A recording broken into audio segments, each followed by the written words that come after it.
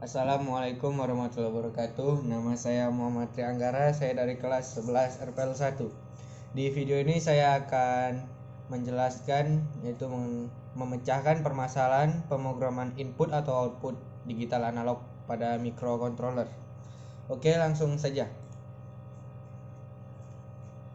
Yang pertama, kita masuk ke pembahasan yang akan saya bahas, yaitu yang pertama ada input analog, yang kedua output analog, yang ketiga input digital, dan keempat output digital.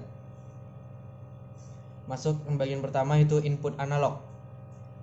Sinyal analog dapat mengambil nilai-nilai yang tak terbatas dan pada microcontroller tidak dapat mewakili jumlah yang tak terbatas nilainya itu. Lalu input analog adalah sinyal 4-20 mA yang masuk ke controller atau DCS yang biasanya berasal dari transmitter atau analyzer.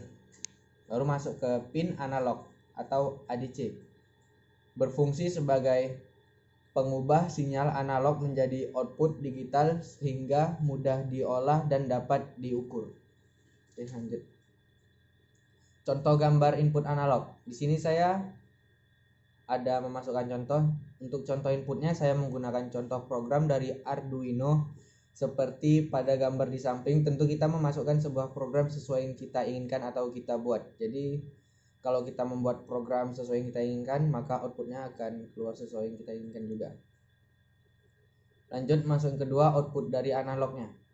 Pada output analog Arduino tidak dapat dihasilkan secara langsung, tetapi harus melewati proses pengubahan output dari digital menjadi analog yang memerlukan fungsi komponen digital to analog converter.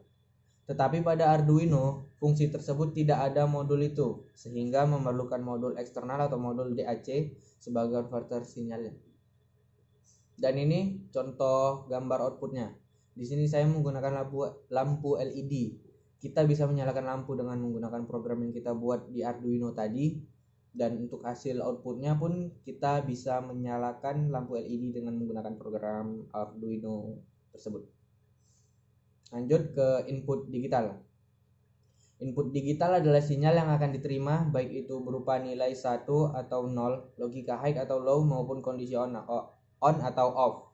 Beda halnya dengan sinyal analog kontinu, yaitu untuk nilai di antara 0 dan 1, nilai tersebut akan dipertimbangkan sehingga dapat disimpulkan bahwa pin digital adalah pin yang dapat mengirim atau menerima sinyal-sinyal digital. Berikut adalah contoh gambar input digitalnya. Di sini saya menggunakan program yang dituliskan di Arduino, sehingga kalau kita membuat program dari Arduino maka kita akan mengeluarkan output sesuai dengan program yang kita buat. Lalu masuk ke output digitalnya. Pada output digital sebenarnya hampir sama dengan input digital dikarenakan pada dasarnya sama, hal yang dikirimkan yaitu nilai 1 atau nilai 0. Yang membedakan hanya pada penggunaan fungsi pada saat pemrogramannya, kapan saat di set sebagai input maupun output. Dan ini adalah contoh gambar output digital.